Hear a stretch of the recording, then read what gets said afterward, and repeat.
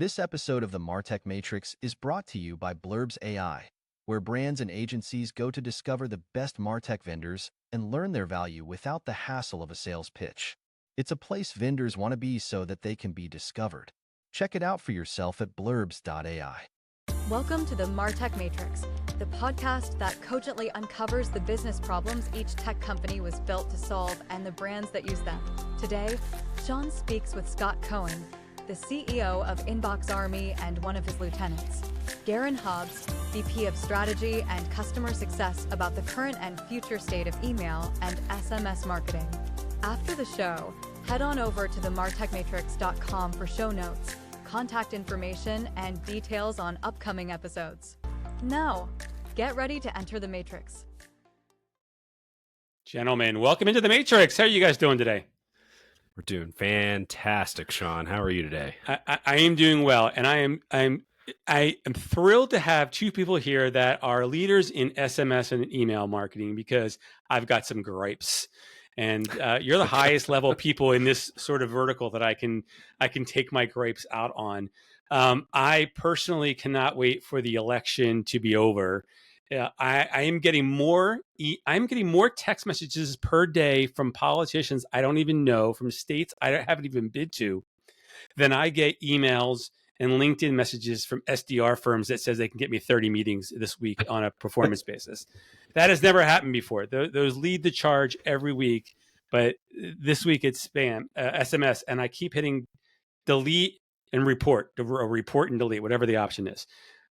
What's going on? Why am I getting, I get it. It's election season, do my vote. And I think I'm registered as an independent, and maybe that's part of the problem. But why am I getting them from so many politicians, from so many states, and they don't even make sense? Like, isn't there laws to protect me here? Yes and no. Great question, right? So first off, you're getting more and more than you have in previous election cycles, simply because the proliferation of the use of SMS for marketing purposes has increased exponentially since the last election cycle. Secondly, you're getting calls, or at least messages, from politicians, districts, even states that you might not have lived in before, simply because people are buying data in bulk. And they don't really care about scrubbing it because they don't have to care. And we'll get into that here in just a second. So they're simply uploading bulk lists and shoving them out the door. It's a very much spray and pray, the spaghetti model. Choose your cliche there to describe it, right? But the reason you're also seeing so much of it is there are no consequences for those folks who are sending campaign messaging, right? So when can spam legislation was written in the early 2000s, or should I say when it was rewritten in the early 2000s, and when we're seeing all the regulations for text messaging come out, the politicians conveniently excluded themselves from the actual law itself. So it's one of those, rules for thee, not for me type of situations. But they're not held to it. You can unsubscribe all you like. You can report as junk all you like. It's not going to make any difference. It's not going to slow it down. You're going to continue to see that coming. Yeah, and I would say we're just as pissed off as you are, Sean. And we do this every day for our clients, and we never recommend this type of stuff to our clients, of course. But yeah, to Garen's point, I mean, I get stuff from Virginia Beach. I have never once in my life lived in Virginia Beach. The closest I got was 3.5 hours away in Northern Virginia, where I grew up. It's for lovers. Virginia Beach is for lovers. The whole state's for lovers, but Virginia Beach, but it's a new channel, especially for politicians. It's a new channel. It's not really a new channel, but you know what I mean. It's a new marketing channel, and I've never had to type stop more in my life. To your point, I'm like, just stop, and they just pass you off to the next candidate. I think there's also, it's not right, but because there are so many states and so many races in play, it just makes it that much worse, right? I mean, before it was like, these are safe seats, these are safe seats, these are safe seats. That doesn't, if you look at the political landscape, and it doesn't matter what side of the aisle you're on here, everything's in play this year. Yep. So it's like, you take the normal election season and you put it on steroids, and then you add a marketing channel that, because they have exempted themselves from any punishment around it whatsoever, the problem is, because it proliferates so much, it hurts the channel as a whole, and the channel itself is actually pretty darn effective. But people are going to be like, I'm never doing SMS again because of those damn politicians. Yes, Well, we're just as pissed off as you are. Well, Can't I have mean, nice things. I mean, what it causes me to do is like, I'm like, okay, well, I'm in here hitting delete, report as junk or whatever. I'm going through and I'm just hitting stop for the marketing ones that I get. I'm like, oh, I'm here. I might as well just stop a bunch of them right now. Right. So it's not good for the marketers. But I think and this is not a political podcast, but I think that one of the things that it should, it should, but doesn't, like, politicians shouldn't be making policy on things they don't understand. So when legislation, right, and I think we haven't seen a lot of regulation around tech coming out of Washington, because I think that they don't understand it. I think as we get younger and younger candidates, we will, but they don't understand it enough to regulate AI. They're like, we'll just kick the can down the road for somebody else because I don't understand it. Oh, yeah. I have a different take on that. It's I mean, you first, Scott. Go ahead. I was going to say, like, I don't disagree with you that they're absolute. And the problem is the regulations they do try to write, they don't know how to craft the language to actually cover the issues at hand. Right. Yep. So because of that lack of understanding, there are many laws, and this is not just for tech, but there's a lot of laws where they just go, oh, we're going to write this. And you go, if I were a strict lawyer here, I could go, that means you're talking about one specific person or one specific tech piece, right? And you're trying to do this blanket thing. And that's why canned spam is so toothless, right? Is they went, well, we're going to write ourselves out of it, but we don't fully understand what spam really is. So we're going to do it. Just make sure people can unsubscribe. Yeah, I agree and I don't, right? I mean, there's nothing incorrect about what you said, but I think the real sort of fulcrum is whether or not it's a taxed industry, right? So, and that's why you see such stronger, rules, regulations, and laws around text messaging and SMS messaging than you do around email. Phones have been taxed to death for the last 120 some odd years. Email, the internet have never been taxed. So our government typically only has a legislative interest in those industries where typically they have a tax, where there is a tax implication. Well, we're old enough to remember the days where it cost 15 cents to receive a text message. Yep. But that wasn't tax. Well, so that's a good question for you guys. You're in the space. So I see that all the time when you opt in to receive a text message from a marketer or whatever. It says that there might be a charge, check with your carrier or something like that. Do people still pay on a per text basis? I don't want to be elitist here. Is it just because I know there's still pay as you go plans. So I mean, I haven't seen it split out in years. Now, granted, I've been on unlimited talk and text for longer than I can remember, right? But I'm old enough to remember that I had to wait till after 7 p.m. and wait till weekends to, with the famous long distance free after 7 p.m., right? So, I mean, we're all, I think I'm the young buck on the call here by comparison, but we're all old enough to remember part of the reason that, Garen, to your point, it's taxes, but it's also, it used to cost money just to receive a message in texting. And so when people were getting unsolicited texts, it cost them money and they got pissed. Whereas email largely has been free for the general public for usage since its inception. True. That was my next question, was like, do people, even back then, did people pay to receive it? So if I didn't send it, but someone sent me something, I have to pay to get it, and I didn't even ask for it? Yeah, correct. I mean, I feel like if that was the case today, there would be lawsuits. People would be suing these politicians left and right for class action suits for all the fees that would be piling up. Yeah. But, and there actually, folks did used to pay for email, right? So AOL in 1997 really dropped the sort of price to $19.99 per month, and it was fairly unlimited usage for that $20 per month. That was the moment that really sort of democratized the internet, or at least the access to the internet. Prior to that, you were paying by the minute. Some cases you were paying by the byte or the bit, and you did have to pay in early plans of like CompuServe and AOL. You did have to pay to read each email message, which was kind of crazy. Good old CompuServe. So you got to Yahoo, and then it was all ad supported.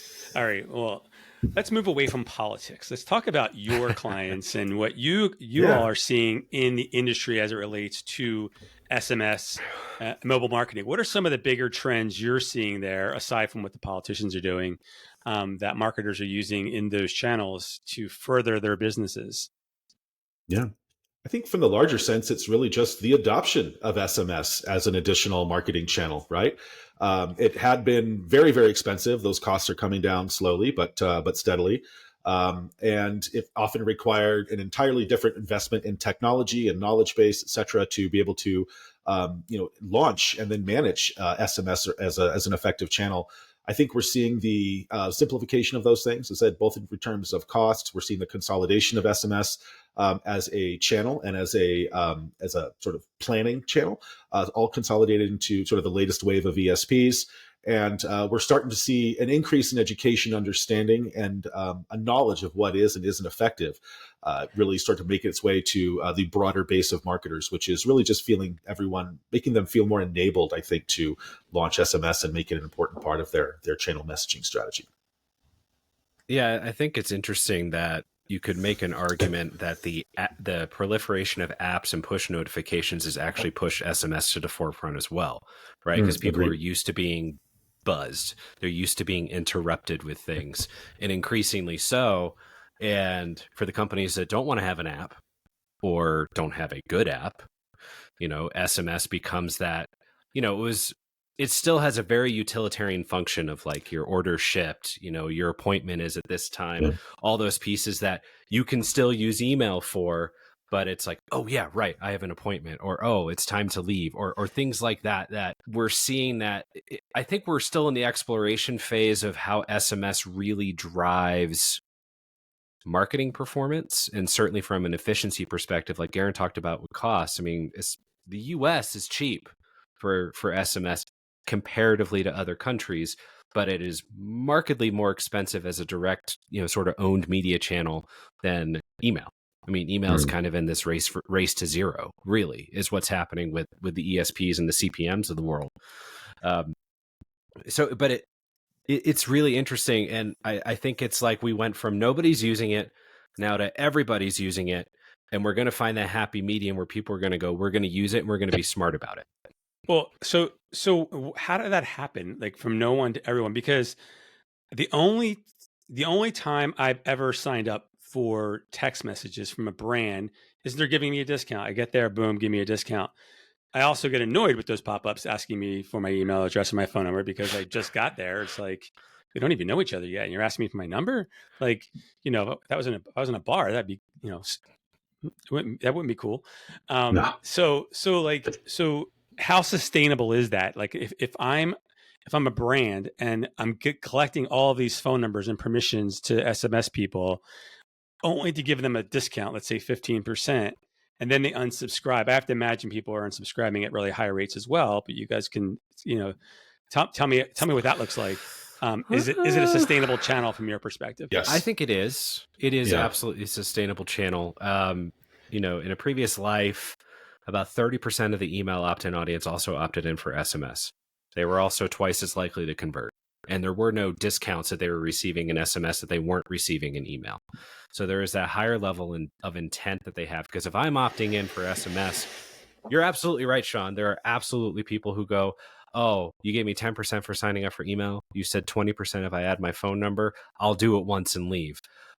But you also have to consider the full scope of customer engagement. Maybe you've been hammering them on Instagram and they're finally showing up for that last mile. Yeah. Right. And so, they're new to the site, but they're already ready to go. And it's like cart abandon in email too, right? In some cases, people are going, if I just wait an hour, will they give me 15% off? People are getting a lot smarter about that. I never recommend to our clients that they lead off with a discount and cart abandon for that very reason, to protect their margin. But is zero purchase better than one purchase? Yes. And if they do one purchase, even if they don't really like SMS after that, it's still worth getting them into the fold. So you have to find that balance of margin protection and ultimately getting people on the list. It's and you mentioned some of the differences in performance, right? So you look at a person for whom email is the primary channel, a person for whom SMS is the primary channel. We do tend to see higher levels of engagement on SMS. More importantly, we do see things such as more frequent purchase, and they typically have a higher average order value than folks coming from email as well. Now, it does represent a much smaller portion of your audience than email. Typically, anywhere in the single digits to somewhere between 25%. But the value of each of those customers on a pro rata basis tends to be a lot higher. So I think about the cost of acquisition, right? I get they're asking for emails and phone numbers because they paid to get the user there. They paid to get that first sale. Now they want to be able to reach out to those people at basically zero cost, and build that relationship with them, get them to buy more things. But Scott, you said people are getting savvier.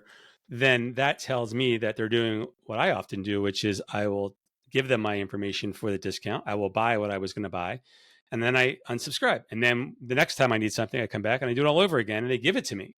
I don't know if there's just not a good way to manage it, or if they don't care, but that's got to be driving up that cost of acquisition for each of these brands. And that is the trick behind third-party cookies and privacy and everything else, right? Is if you can track them through cookies, you can know they're a known user, match them back to the database, whether they're subscribed or unsubscribed. You can say, don't populate that pop-up. Obviously, it's not a perfect system. People know how to get around the system, or God forbid they're at home for one thing and then on a different device for the second thing. There are ways that you can mitigate, but you're never going to get rid of that. You're never going to get rid of that 100%, unless you get to the whole point of they gave us the same email address, but some people create multiple email addresses, and you're never going to. Most people don't care enough to go through the steps to go, I'm going to save an extra 5%, 10% today. Let me go create another Gmail alias. Let me go create another Hotmail account. They're not going to go through those steps. So you're going to want those protections in place, but at the end of the day, you're still selling something, right? And you never want to discount to a point where you're not making margin and you're not making profit, but you might be minimizing your profits a little bit. But if they're buying multiple times, I'm kind of like, I don't know. It's okay. Yeah. Additionally, that time to purchase is much shorter for folks who opt in via SMS as well, right? And to Scott's point, the more you give them the discount, the more they're going to continue to purchase. Is that the best thing for fostering loyalty? Probably not. You're really conditioning people to respond to price. But hey, at the end of the day, as long as they're crossing the finish line, that's really what most brands care about, right? You can hold up loyalty as this idealistic thing. But most folks would rather hold up their ledger at the end of the year and say, "Look what I actually drove through my SMS program." I had a boss years ago who said, nobody buys from you until they think they're screwing you. Yep. And it's a very pessimistic way to look at the world, but it's pretty true too. So it's I think there's a lot of strategy lacking, right? Like I think to your point, like it's so easy to do, and I think you said this at the beginning. Like there's you don't need extra technology. Like it's easy to execute a campaign, right? And if you're a brand and you're just blasting people with messages, you think you're doing a great job, but in reality, without a strategy for certain brands, the strategy is going to be different. That's why they need to come to folks like you that have worked with a variety of brands to understand. Okay, in this vertical, this is what's a good idea, and this is what's a bad idea. I'll give you one example, and then I'll let you comment on it. Certain products you don't need to buy on a regular basis. So, and I'm going to throw this company on the bus because I'm so annoyed with them. I bought these sunglasses, prescription sunglasses from a company called Rex, REKX. And I signed up for the email. I signed up for the SMS. I got my sunglasses. I wear them. I didn't return them. They're good. They're okay. They send me a text message and an email at the same time, multiple times a week. How many pairs of prescription glasses does one man need? Right. So there's I understand that they want me to remember them. And unfortunately, I am remembering them, but not in a positive way, where if they would just take me every 3 months, I still take top of mind, 6 months, top of mind. I'm not buying from somebody else in those windows either. How do you consult brands? Do you guys step back and go, okay, let's think about the purchase? How often does someone actually need your product? How do you build a strategy around proper level of engagement? Yeah, that's a great question. I mean, part of it's about the product itself, but I like to take a step back from that and really look at the purpose of the messaging, right? Scott mentioned a couple of aspects that sort of earlier that set sort of SMS apart from email. Email is asynchronous, right? Whereas SMS is not. It hits your phone immediately. You're pretty much immediately aware of it. And in most cases, you're expected to sort of click on that immediately. So I think SMS is good for those things that are more sort of customer-centric values, alerts, status notifications, updates, time-sensitive information, right? But just, using it to use your example, Sean, to buy a pair of glasses or another pair of glasses when I just got some last week, the week before, the month before, you're kind of breaking the covenant. It's more of those, you're ringing the bell when there's no fire, you're crying wolf when there's no wolf. And I think, brands who kind of persist in that type of strategy tend to see a pretty steep declination in the effectiveness of that strategy over time. And it doesn't take too long for them to really see that precipitous drop off, right? It's, call me when you need me, necessarily, not just when when you're lonely or when you're bored. Yeah, I think SMS has, as you said, the inherent urgency behind it. And it's a channel meant for brevity, because you can send a message as long as you want. It's going to cost you an arm and a leg to do it. So you would not sit here and write a 700 character message in there, because then you're looking at, 5, 6, 7 segments per message, and you have 100,000 people on your list. It's going to cost you 10 grand to send that message. Are you going to make 10 grand in return? Probably not in most cases. So if we were advising on strategy, it would be for probably at least 6 months after you buy those sunglasses, it's all about content, right? Best uses for the sunglasses, or, sunglasses might be a little tougher, but you know what I'm trying to say? Yeah. Like, it would be more that we're going to stay top of mind through that thought leadership piece, that, that value to your everyday, that's not necessarily about the purchase. And then you start, if you had other things around, like, I know I live in Utah, for example, and if I went to buy glasses from, say, Zenni Optical, they require you to have an active prescription to buy online. And especially in Utah, they require you to provide it. And your prescription is good for 2 years, I think, right? So if you have that data collected to go, hey, you just bought from us, but your prescription is up in 3 months, it might go, hey, it might be time for you to get into the eye doctor, and here's why. And when you're ready, come back. And we'll give you, once you get your new prescription, we'll give you a discount, or you can come back and buy those glasses again, or we can retrofit. Like, there's a lot of need for customer data that can fill those things in, that you're not just searching for the purchase today. You're enabling the purchase to happen 6 to 12 months. Or you're even tackling some of those sort of post-purchase points of engagement that you want with your audience, right? Hey, loving the glasses, click here to leave a review, or let a friend know about it. Or it might be, actually, here's a great marketing example, right? Did you know eyeglasses or sunglasses are one of the top 3 most misplaced items, or most commonly lost items, right? Wouldn't it be helpful to have a second pair on hand? Click here to, et cetera, et cetera, et cetera, right? So it's all about the context in which you wrap this as well. Yeah. I agree. I would totally receive those messages better than, I get the same messages to both channels. Every week it's $125 sunglasses, $125 sunglasses over and over again, without, maybe, hey, a second pair might be handy. Like, there's no messaging around that, right? It's just trying to get me to buy more.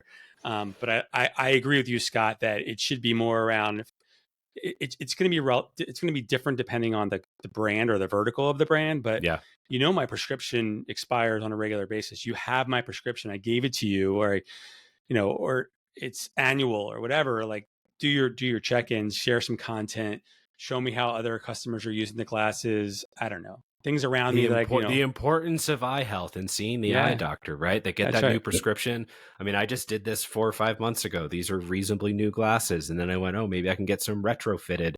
I went to Costco for it, but but those are the things that you bring that value, and you go, oh, they're not just interested in my money, they're interested in my eyes in this case, right? My eye health. Why do? And if their brand is about looking cool, it's like, okay, I don't know Rex. I'd have to look at it. I could pull it up over here, but we're having a conversation. No. Like, there's a lot of missed opportunity there. And unfortunately, my guess is, because I have been in these shoes, that what they're sending is working well enough that they're just letting it go. Yeah. Maybe. Yeah. But I think long term it has a negative effect, because I probably won't buy another pair of glasses from them.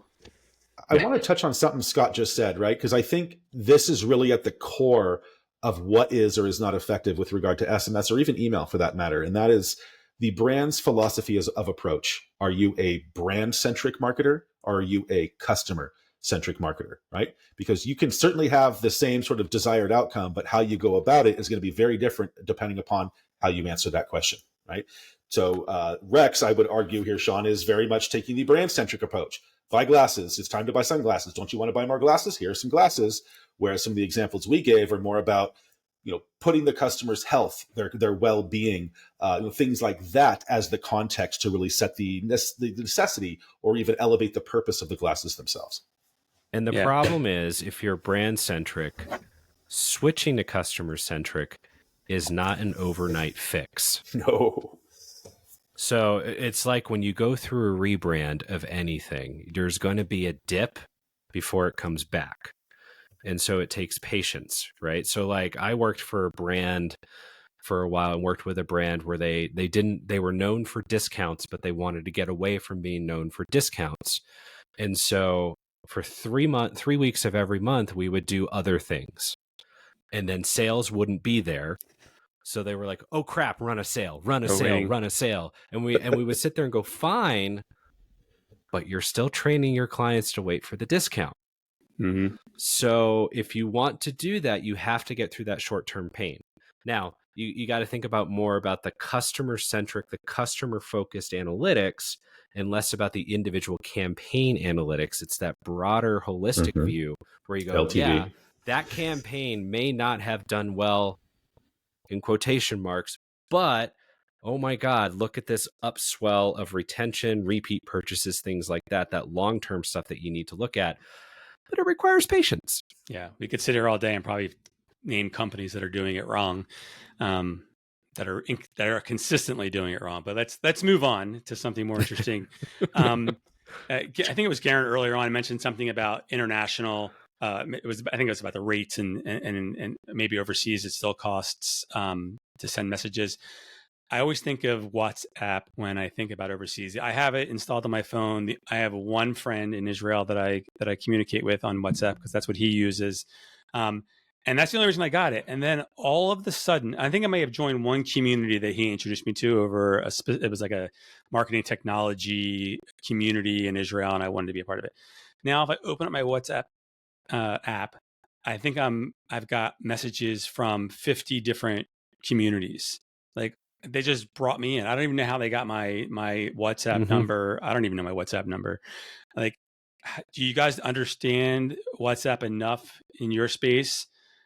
Being that you're in the US, you deal with it enough to understand how it works. And I'm just curious how marketing with WhatsApp differs from SMS. Yeah, great question. Well, first off, for those who don't know, I mean, outside of the United States, and I guess to be fair, outside of China and Russia as well, WhatsApp is the most commonly used application worldwide, again, excluding the countries that I just mentioned. So first off, the audience base is absolutely unimaginably large, right? So think of that in terms of the size of the opportunity for marketers or for anybody else. Secondly, WhatsApp is not a simple message service, which is exactly what the acronym SMS stands for, right? So, meaning with SMS messages, you're literally limited to most cases, flat, if not somewhat rich text characters, and limited to a certain number of characters in that particular message.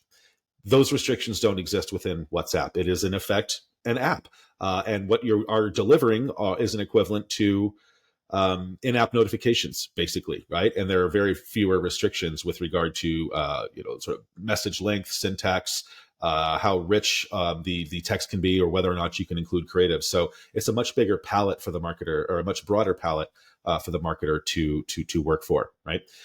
We do see a lot of folks using this and using it effectively. Not so much in the U.S. now, simply because the utilization is minuscule compared to SMS or text, et cetera. But to Scott's point, or to your point, Sean, when I'm in Europe or when I'm in the UK, it's WhatsApp to speak with my friends. Or, for example, here's a great use case, KLM. So I had a couple of flights on KLM, and all of their updates, all of their messaging went to me not through SMS or text, but directly through WhatsApp, which was incredibly useful and certainly a lot cheaper than me paying for international text rates and things of that nature. Right?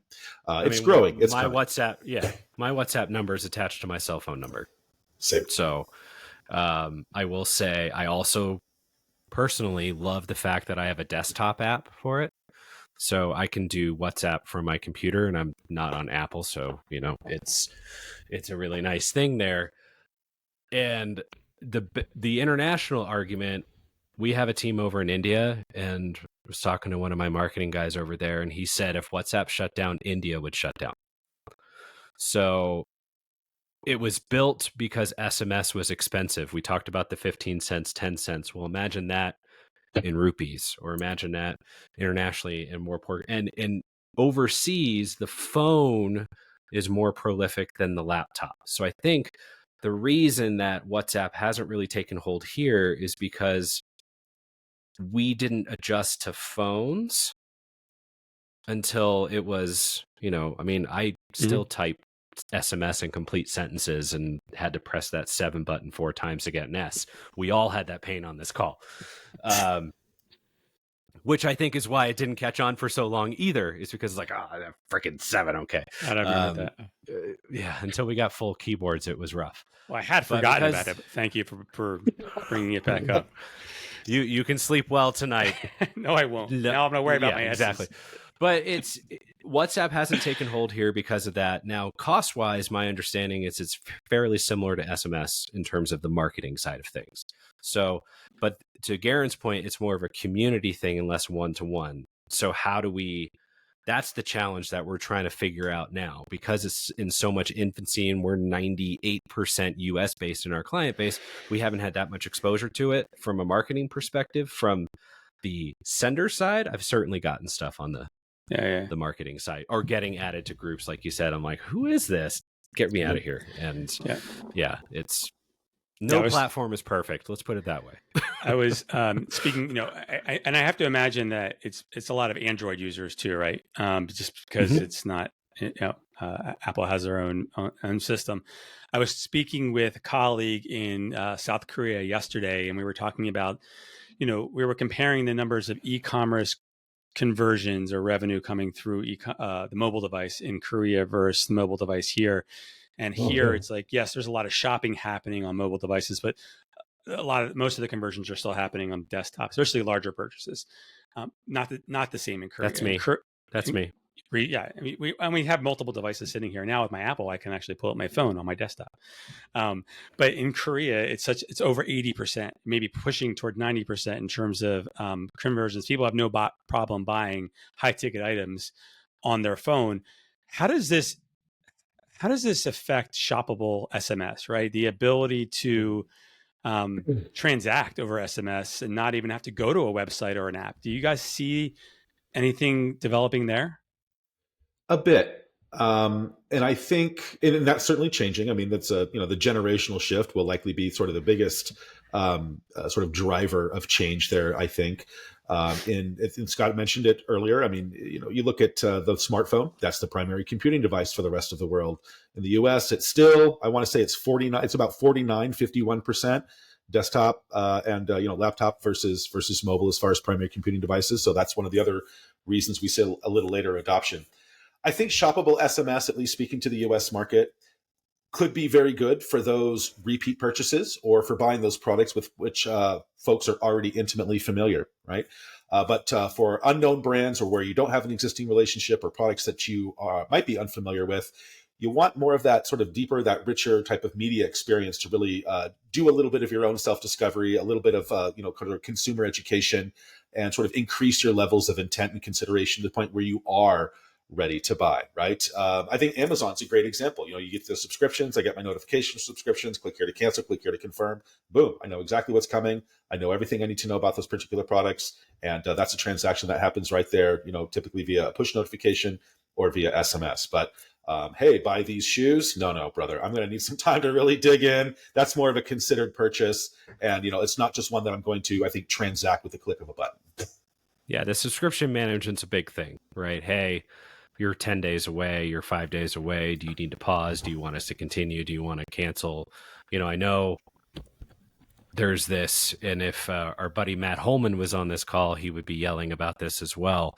That it's like, oh, don't remind them that the subscription is happening because they might cancel. And the argument is, if they want to cancel, they're going to cancel. If you're still providing value, they won't.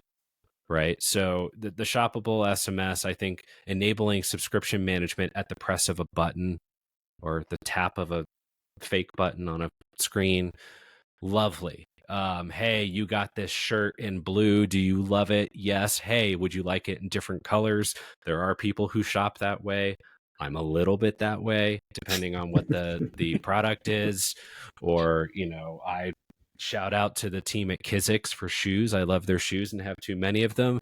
If there was like hey, I bet you had this for 6 months and you want the same pair again, I would dangerously do that probably. So, the discoverability, that's something that I'm not bullish on, but to Garen's point, maybe generationally, we will push into that direction of, it's like with the old Minority Report thing where he got his eyes removed and then he walked into the store and they said, "Hello, Mr. Yakamoto." Like, is shoppable SMS going to push in that direction of, driving initial purchase? I don't know.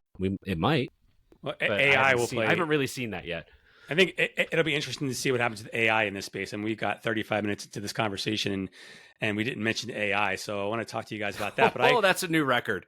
But I know, right? But I can totally see how how a company could use AI to have a conversation with somebody over text messages and get them to buy something that probably have bought before or something that doesn't require a lot of research, right?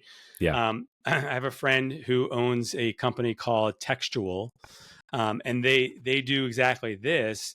And he's developing more and more use cases. But the one that I always remember is Estee Lauder. They have a bundle, and I'm sure they have a reason for creating this bundle every week. They want to get rid of some products. They put them in a bundle, and then they push that bundle out to all the subscribers. They've already got the credit card information and the shipping address on file. So somebody says, yes, I'm interested. How many? One, confirm, yes, and then done. They never even have to go anywhere else. I think it works for things like that. And repeat purchases, I think, are common as well. So, but I think as you get AI involved and they start asking questions and uncovering opportunities, things for you to buy and making recommendations, I think it's going to become extremely powerful.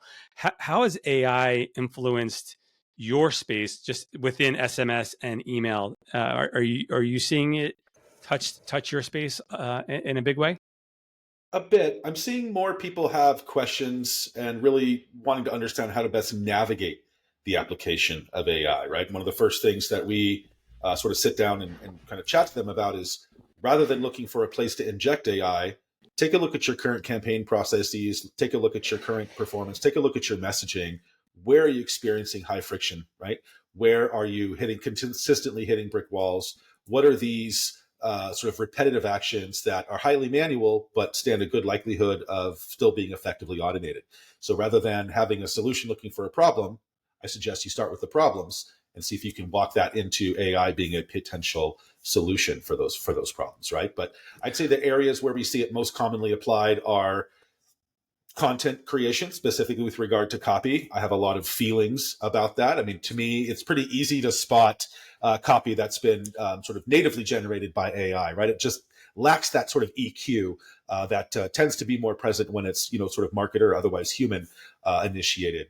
I think a better use for that would be to write your copy, then run it through AI and take a look at the different sort of suggestions or the different phrasings that AI might suggest from your original copy, and use it more of that sort of back checking or even as a slight fine tuning technique, right? Other than that, outside of copy generation, decisioning and sort of analytical insights, I think is another highly effective, or could be a highly effective areas of application for AI. Scott, I know you and I talk about a lot about this. Love to hear some. I of your have thoughts. opinions. So let's be fair. A lot of things that are getting lumped under AI have been around for 5 to 10 years in the email space. Dynamic content has been around for 5 to 10 years. Send time optimization has been around for 5 to 10 years. Next best channel, you could argue, has been around for 5 to 10 years, right? Oh, their email, we think that they should do email and SMS, or SMS only, or email only, or push, or whatever. It's only getting better, and it's only getting faster. Right. So that's where I think AI comes in, is that as it learns, it gets faster and it gets smarter. It still needs that human input, that EQ, Garen, that you talked about, that I think it's scary that people are willing to give away the EQ to save 5 minutes a day. Yeah. Right. So that's the piece that scares me a little bit. But the speed to market for testing is going to get easier and faster with AI. I think we're starting to see that. I think we're still 5 years away from it actually making a real impact on anything outside of, oh, it's an easy button and it's going to write all my cold email for me. We go, well, first off, don't send cold email. And secondly, stop. And so people think it's a solution, and it's not a solution. ChatGPT is great for, God, I can't think of another subject line. Give me ideas to break writer's block. But do not take what it gives you verbatim, because it doesn't know you. It knows everybody. Yeah. What I do think is interesting is, to do it well, you really have to train your own machine to know you, know your brand, bring in that EQ and train it on EQ left and right. Sean, I don't know if you saw it. I probably mentioned it, but I don't know if you saw that interview where Reid Hoffman from LinkedIn interviewed himself. No, I didn't, but I'm going to look that up. A few months ago, he conducted an interview with himself in AI, right? And he literally loaded a machine with all of his books, everything he said, speeches, everything, right? And then, loaded just about everything you can think of, so it knew him.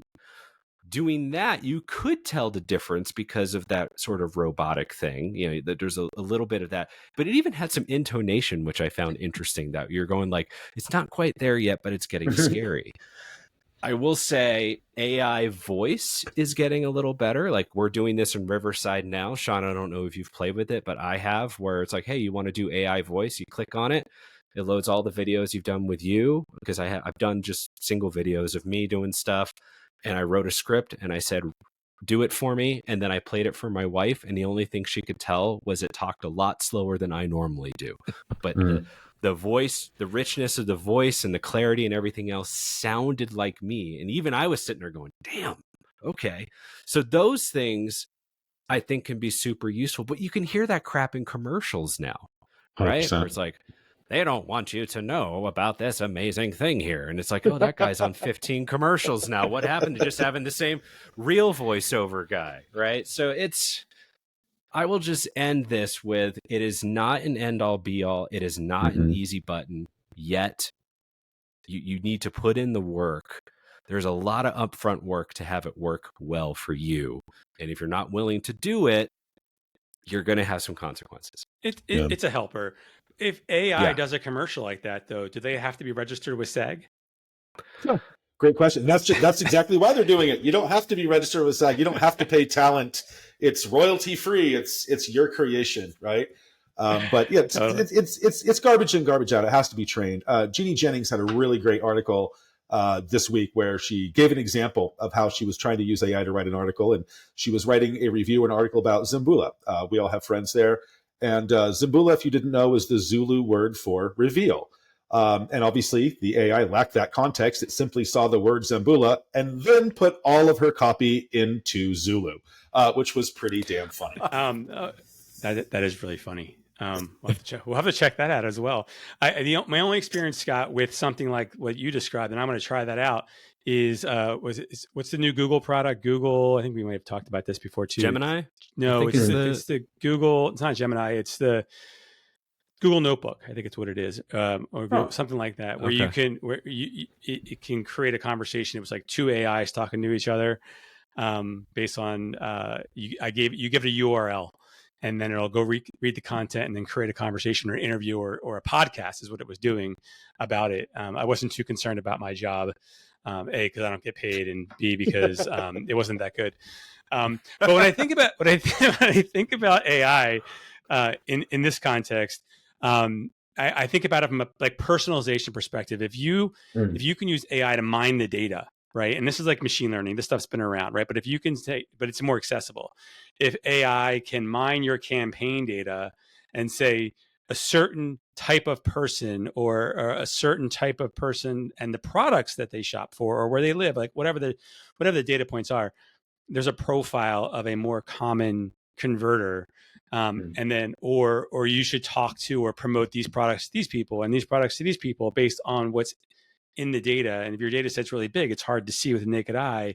AI can uncover that for you and help you do personalization I'm just curious, like as you think about that point and SMS and email right now, how do you think about personalization to ensure better performance? And I'm not just talking about changing subject lines. I'm talking about Yeah. Sure. the audiences and the content and the products. Where does that fit in? There's nothing worse than getting an email or an SMS for a product you just bought yesterday. Right. Boom. So I always like to say, at a minimum, know what your customers have done. Now, the challenge I have with AI doing that sort of thing is I would love for them to model Amazon, because Amazon, I've bought coyote urine on Amazon. I've bought electronics on Amazon. I've bought food on Amazon. I've bought all sorts of things on Amazon. So that, I mean, I always say, like, most 99% of companies aren't Amazon, 99% of companies aren't Apple. They're not overstock. But think about the companies that have millions of SKUs. What are they going to likely buy next that are not like if you bought, I get my vitamins on Amazon, they're on subscription, right? But if I wasn't on subscription, you could have these micro sort of replenishment cycles for these, and AI could find those and go, okay, they bought this 6 months ago, they might be due for a refill. They bought this 3 months ago, they might be due for a refill. But at the end of the day, the basic use case is don't send me 10% off for something I bought yesterday at full price. Right. Yeah. In that regard, yeah, I mean, we kind of broke personalization out, or rather product recommendation out as an aspect of personalization. But yeah, in the larger sense, I think we have a long ways to go with AI before we can use it for that deeper personalization. Lalit Chopra, who used to be at Movable Ink, had a really great saying that always really stuck with me. And that's, if personalization is king, then context is the chessboard upon which that chess piece actually lives and moves, right? And I think that's the biggest thing that AI is really missing right now is the context. And I might have given this example before with J.Crew, right? So I buy men's items from J.Crew. I tend to buy them fairly frequently. Every once in a while, I'll buy a dress for my wife. If AI doesn't understand the context of that purchase as being for my wife, then suddenly I start getting recommended more dresses that I will love. But if it can see that this is an anomalous purchase and identify the likelihood of that being a gift, then instead those are suggested to me as other gifts she'll love, which obviously puts me in a different mindset from get-go, and I'm much more likely to follow through on that call to action. Yep. No, that makes no sense. I think the problem, and you sort of alluded to this with personalization, is especially with email and SMS, it isn't just about subject lines and copy. It's about, first, do you really understand your customers and who they are, what they look like, where they live, what they do for a living, how many kids they have, how much money they make, are they married, are they single, like all these different components that make us human, that just because I bought a product in the past, there was the last product I bought, to your point, Scott, the next product I buy is going to be dependent on who I am, not just what I bought. And so you could have two people that previously bought the same product. The next product is going to be different based on who they are. And I think brands have to have more patience, and they have to learn about who their customers are instead of just thinking them as the next conversion. How do I get the next conversion? Buy. It's like build a relationship.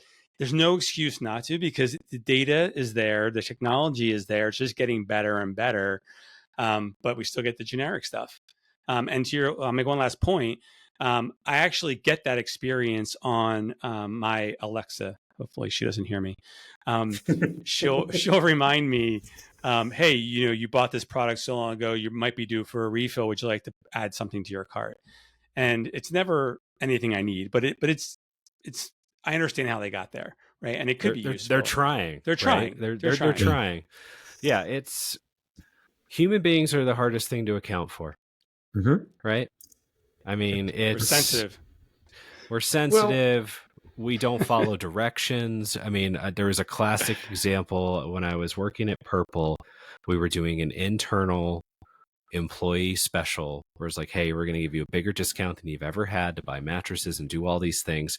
And they built this special page and had all these instructions. And I'm sitting there going, this is ridiculous. I'm building the email going, this is ridiculous. Why do we need all these instructions? And then who didn't read the instructions to use it? This guy. So, it's... we like to think we're smarter than we really are. And I think about that all the time going, I was the one sitting here going, why do we need all this? I needed it. So Yeah. Uh, It's kind of like I want- predicting consumer behaviors, try to like predict we're kind of like electrons within the nucleus of an atom, right? It's much easier to know where we've been than to predict where we're going.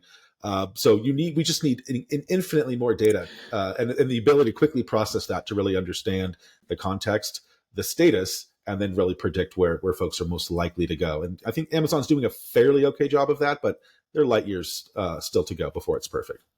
Yeah, I think the part there that I was hitting on was empathy, right? And I think as humans, we can tell when somebody's being empathetic versus pandering, right? And if you're truly being empathetic, then you're going to be able to learn me in, and I'm going to become a better customer. But you can't be empathetic if you don't understand me. I think brands need to be willing to take the time to understand me instead of just trying to get me to buy something immediately. They have to invest in me. They want me to invest in them. And I don't know that a lot of brands out there are willing to do that just yet. They'll talk about it on stage. Their CEO will, but I don't see it coming from the companies yet. No. But and that's where the generational shift is really happening, right? The values of the company matter more than they ever have before. You know, it used to be we had a very utilitarian view of, are you solving my problem? Are you giving me entertainment, whatever it might be? And you didn't really worry about the who behind it. And now the newer generations, and I can't believe I'm old enough to say the new generations, the who behind it matters more than ever before. The why they're doing it, the sustainability, all these things that you think, like, the older generations go, they're just virtue signaling and who cares? But the younger generations really care about that stuff. So to your point about empathy, there's sort of the person-to-person empathy of the messaging, and also the corporate empathy as well. Where is their place in the world? And that matters more than anything else. And I don't know if AI will help you do that. I want to caveat that just a bit. So a lot of the research and analysis I've shown that have said, yes, that is absolutely the case. Values comes first when all other things are equal. But there you go, right? So, but you look at, Gen Z, and they are much more responsive to price. They're loyal more to price, to low price, than anything else. So that's what I mean. Low price is going to beat out values in some cases. I mean, if it's just, a brand that is just egregiously counter to their values, then that probably won't hold up. But if all things are equal, price is equal, things of that nature, then yes, they'll lean on values. If it's not, low price is going to win out every single time. It's a tiebreaker. Yep. But just knowing the generation, just knowing who you're messaging to, who you're speaking to, should change the tone and the words and the offers that you're using based on even just generations, right? I mean, obviously you can get a lot more data than that and make messaging even better. And for the record, Scott, I believe there's probably 2 generations after us already. So we can look backwards and see. Now we're getting into a different conversation, because Scott considers himself very much sort of in that that transition. He's a Gen X. It's a Gen X with millennial rising. There you go. They call it. They call my 5 years that I was born in geriatric millennial, and which speaks to the gray hair. But yeah, so anytime. It's crazy. No, it's like if I order a steak, if I'm in Texas and I order my steak medium rare plus, no problem. No one looks at me twice. I do that here in Oregon. What the hell is medium rare plus? Yeah. Like, nobody knows. I'm like, I don't know. It's perfect. This is how I like my steak in Texas. So I'm going to order It's an extra 30 seconds on each side. That's all. There you go. That's right. All right. So looking ahead, in your particular space, in email, SMS, what do you see as being game changers moving forward in the short and near term, or near and long term? RCS for SMS and text messaging, RCS all day long, right? So it really is allowing folks to bring more rich content in, video, animation, forms, things of that nature. It's almost sort of like, hyper CSS or AMP for email, kind of brought over to SMS messaging. And I think this is one more than anything else that's going to drive more of those in-message shopping, for example, in-message interaction, rather than it being the flashpoint for engagement and then folks clicking out and doing things elsewhere. We're going to see RCS keep more of that engagement within the message itself, in my personal opinion. And I would say on the email side, in a similar vein, we might actually finally be figuring out how to deliver video and email after 20 plus years. So there's technology out there that's figuring it out, not just figuring it out, but actually delivering it to Outlook. Believe it or not, Outlook might actually support something. Microsoft has been a 4-letter word for designers and coders for years. So it's, I think that'll be super interesting. Obviously, AI, as it rolls out, it's something to watch. I wouldn't say it's necessarily, I mean, it's a trend in and of itself. And I'm amazed we got 35 minutes into the podcast before we've even said the words. But I think it's just we're going to see the smartest corporations in the world will use all of the channels together, not in silos, right? Yeah. I mean, we're very focused on what we do because email, and to a lesser extent SMS, but email in particular, has a certain set of skills that not a lot of people want to learn. Let's be fair. I mean, email code's its own animal. If it ever catches up to web code, every time you show email code to a web developer, their heads pop off, which is highly entertaining. But so I think, but the best companies that do it well, their paid social leads into their website, which leads into their email. So the experiences carry. I mean, that was the promise of CDP, right? That's the supposed promise of CDP, is not just it should go beyond the unified customer profile and get into unified customer experiences. So if you know this about a customer and they click through email, they get to the website, you know everything about them. When their prescription expires, for example. Hey, your prescription's expiring soon. We were doing this during my days at 1-800-CONTACTS of, hey, you could get an exam over here. Things like that. Those little moments of relevance are going to be more important and easier to deliver, I think, over the next 5 to 10 years. Yeah, using those channels as more of an ecosystem where each one's a force multiplier against the other. And I love what you just said about those little moments, right? So I want to say it was Google put out a guide to marketing. It was 10, almost 15 years ago now, where they described that marketing happens in those micro moments, or conversions and experiences happen in those micro moments. So it's really understanding that point in space and time when folks are likeliest to engage, and we hear that same tired phrase, right message, right channel, right time. But we're really getting to the point where that becomes more of a reality. I think some of the folks who are on the bleeding edge of that are casinos, right? These folks, they have your SMS, they have your email, and they're doing a lot of OTT things there within the casino as well. For those listeners, OTT is over the top and basically means you can message across other devices and appliances. So if you've noticed, I'm not a big casino marketer or gamer. It's one of those things where you go to a conference once a year and you find yourself on the floor. So why not plug in a couple of bucks? Except you can't plug in a couple of bucks. You have to put your money on these little cards, and those cards now go in to the slot machines and things of that nature. And those cards have all of your data on them. And so now they're messaging you through the little screens right there at the slot machine. Right? Here are the entertainment specials tonight, or the events going on tonight.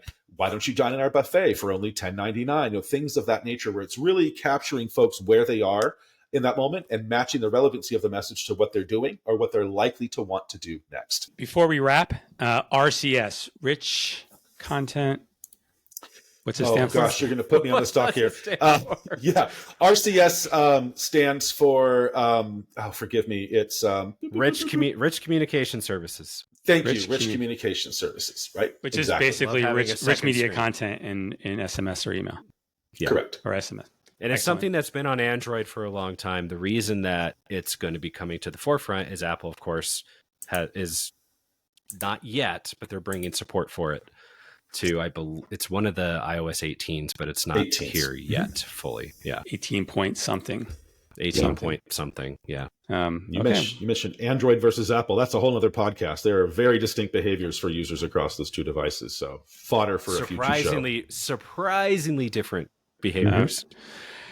That's some content for a different show, gentlemen. I appreciate your time today. This is an enlightening conversation for me, hopefully for the audience as well. Thank you for sharing your expertise, and we're going to call it a wrap. Take care. Cheers, all. This episode of the MarTech Matrix was brought to you by the Cogent Collective, a community of marketing and e-commerce leaders. Learn more at cogentcollective.com. For show notes and information on upcoming episodes, head on over to the martechmatrix.com. If you would like to learn more about the companies appearing on this podcast and see if they are a good fit for your company, send Sean a note at sean@cogentcollective.com. New episodes of the MarTech Matrix podcast will drop every Monday, so be sure to subscribe with your favorite podcast network so you can stay on top of what's happening in the Matrix.